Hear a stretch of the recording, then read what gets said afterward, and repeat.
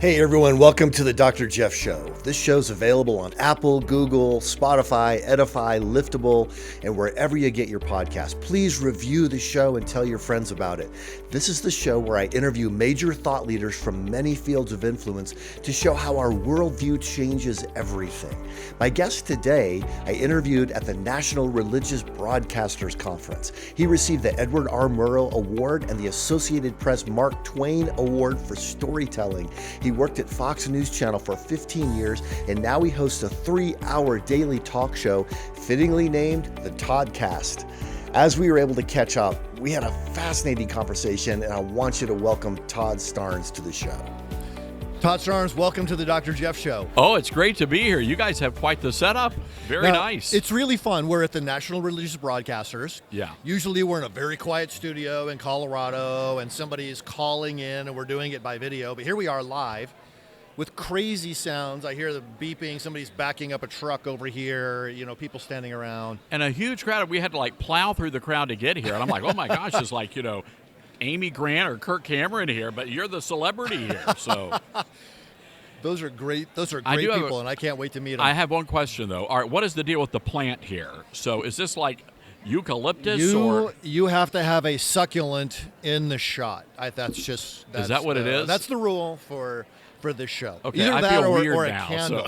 So everybody who's ever seen the show knows we have a candle in the shot, except for here, which you can't have a candle for that makes sense. Fire reasons. So got the succulent. I love it. Todd, tell us, you're a journalist. Yeah. People have seen you on Fox News. They've seen you through your website, your show. You're very well known, and around here, people know. Everybody knows who you are. They know that you're a journalist who wants to tell the truth. I think a lot of the people in our audience are wondering, why did you become a journalist, and how did you decide to go into that, and why that to be a person who makes a difference? So when I was 13 years old, my dad told me, Todd, you've got to have a summer job. And he knew I liked to write, and so he took me down to the local newspaper. We had a weekly newspaper in our small town, and my first job was actually sweeping the floors at the newspaper. And so I worked my way up from the janitor as a teenager to when I was 16. I was actually covering city council meetings. I was the only reporter in town whose mom had to drive him to the city council meetings. but a chauffeur to the city council meetings. But I was one of these odd ducks where I really, at the time I didn't understand this is God's calling on my life, but this is really where I knew I was supposed to be. So as a young kid, I knew this is what I wanted to do. But what I didn't know was where God wanted to put me. And my comfort zone, small town USA, I wanted to own a small newspaper in a Mayberry town in the South. But that's really not what God had in store for me. And I was more surprised than anyone that I would ever end up in New York City at a news network. Tell us what that is like. We've seen the show on Fox News. We know, but it seems so huge. But what's it actually like to work there and to produce stories? It's huge. Like you said, it really is. It's for me, it was. Every day I walked into the building at 1211 6th Avenue, this massive skyscraper, and I'm just shaking my head. I'm like, I cannot believe that I get to work here. It was fascinating, and I think right away you realize that the stories you do make an impact. And so you've got to make sure you get all the facts correct. You make sure you get everything, right. Otherwise, there's going to be issues. There's going to be problems. But one of the things I discovered, though, even at Fox News Channel, is just how few believers there are in the national media. And that's a big problem because a lot of people think, well, the media they hate Christians. I don't think necessarily that's it. Yeah, there are some, maybe folks at CNN. No, I'm just kidding. Not CNN. No. But I think they just don't understand who we are. They don't understand Christian worldview. They don't understand those concepts of worldview. So it's really out of ignorance, that they cover us, not necessarily out of spite or hate. Yeah. Okay.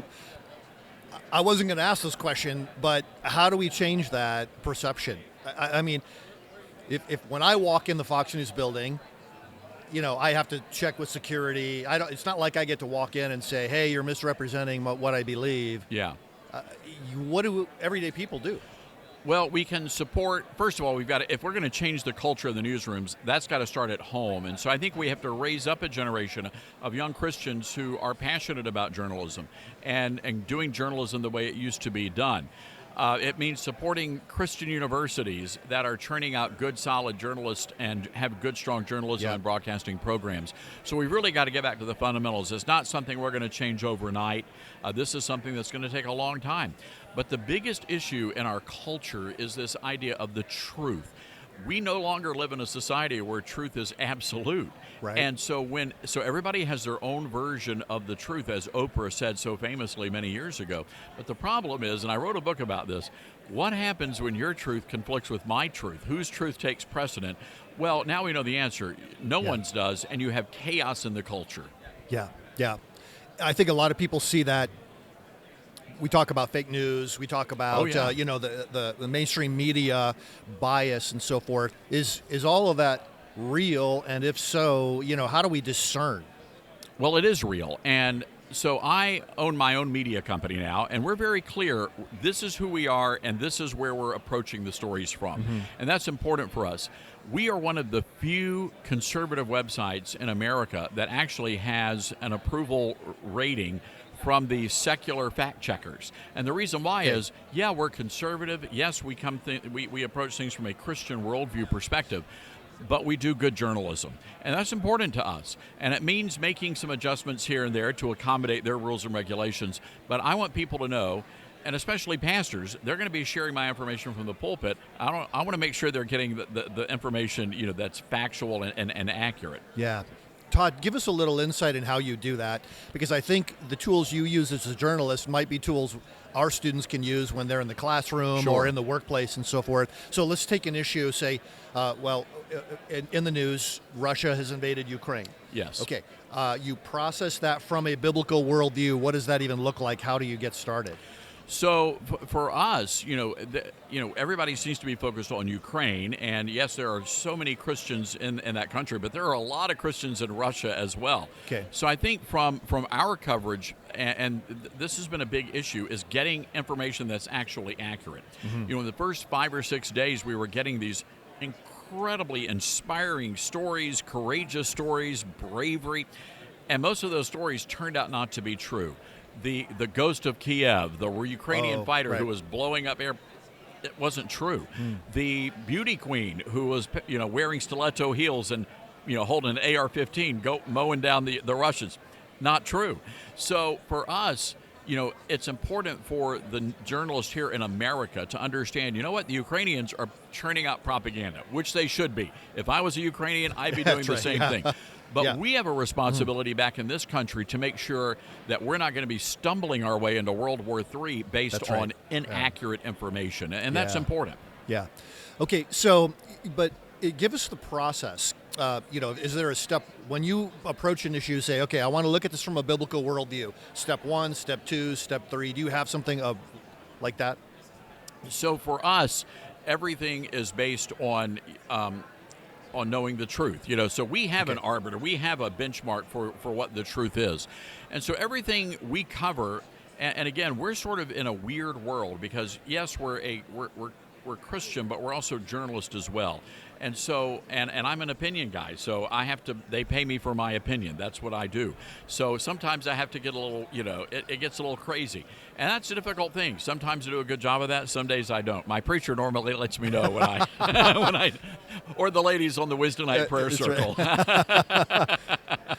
Tell us what it's like when you say something and people have this strong negative reaction to it. Because I think a lot of our students are in class. They're thinking, man, if I speak up, the professor, all of my fellow students are going to come down on me like a ton of bricks. Yeah. And I'd like to see, what can you do to help them? Tell us about when that's happened for you and what it was like. Yeah, that happens a lot, and you do have to be prepared for the consequences. And you've got to be careful. Not every fight is a hill to die on. Right. So you've got to be really wise in how you approach things, and you also have to do it in a gentle spirit. You can be firm.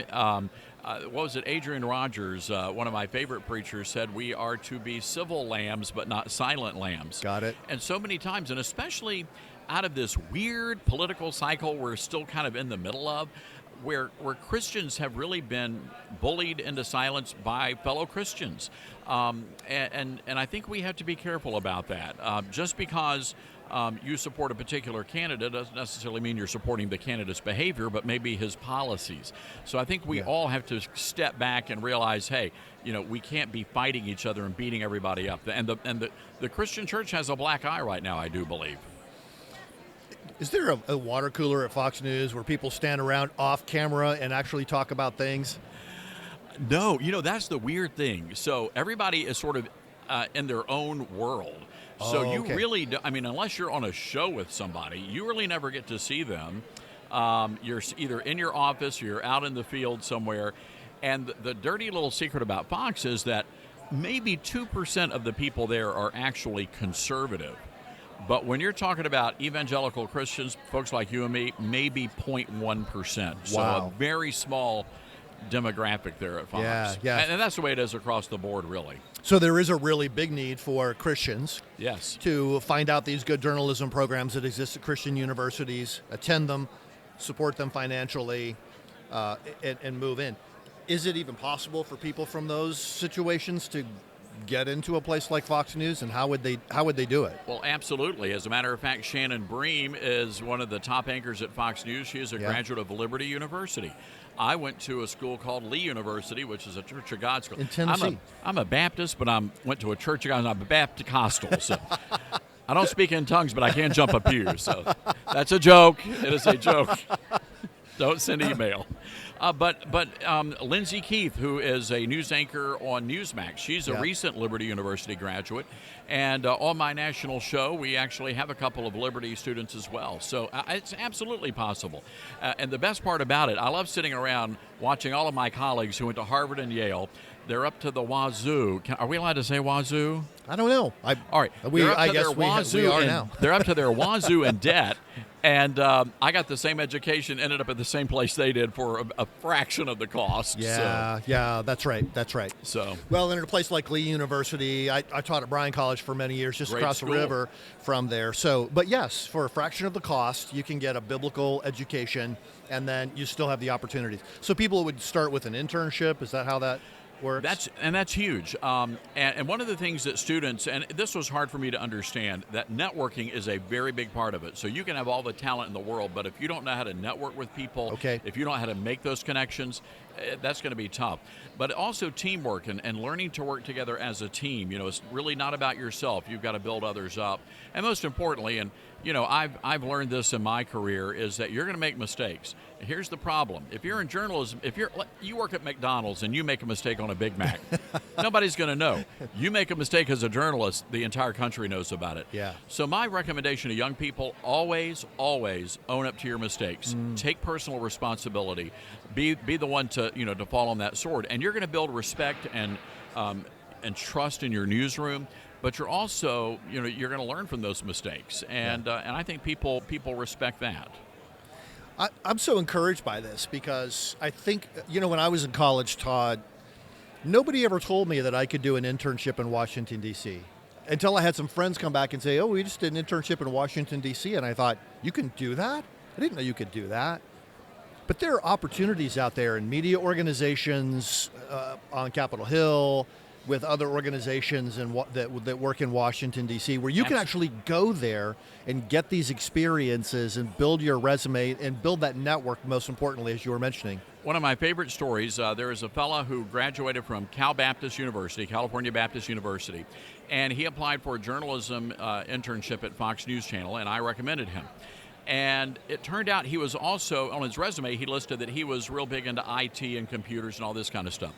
Well, when they were looking at those internships at Fox News Channel, they were looking over this guy's resume and they said, well, we've got plenty of journalism students, but it's the weirdest thing. You know how to do this coding that very few people know how to do. Would you be interested in an internship? He said, yeah, sure. Internship is almost over. They bring him in. They say, we want to hire you full-time right now. He was like, I got to go graduate. He goes, no, but don't you want a job? But I got to go graduate. So they said, all right, here's the deal. You go graduate. There will be a full-time job waiting for you.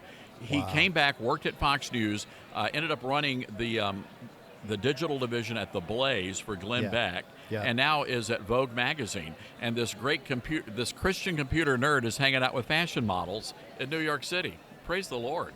Man, what an incredible story. It's a great story. Yeah, because he was willing to work. He was willing to do the hard jobs that needed to be done, That's it. and then maintain his convictions in the process. Get your foot in the door, Yeah. and once you can do that, and he, look, and his testimony was his work ethic, and that is, that's the thing about Christians, is that we're supposed to have a strong work ethic, to get in there, Yeah. sun up to sundown, do what needs to be done. And people respect that, and they see that, and it's something very unusual, Yeah. especially have college kids showing up to work the next day, and they're not hungover, they're coming ready to do the job. That sounds so basic. It takes no talent to show up on time. Right, exactly. Right. That's about 90% of it right there, just showing up. Right. Yeah. Todd, this has been fantastic. Thanks for coming on the show Thank you, today. Jeff. God bless you. Thanks for your ministry. Special thanks to my guest, Todd Starnes, for joining us on the show today. You can tune in to the ToddCast and visit Todd's website at ToddStarnes, STARNES.com. ToddStarnes.com. Because we live in the super fast information age, it's easy to get outraged quickly, and that's especially why we need patience and humility to make sure we're acting on reliable information as we seek to understand the times in which we live and to act faithfully in response. Thanks for watching the show. We'll see you next week.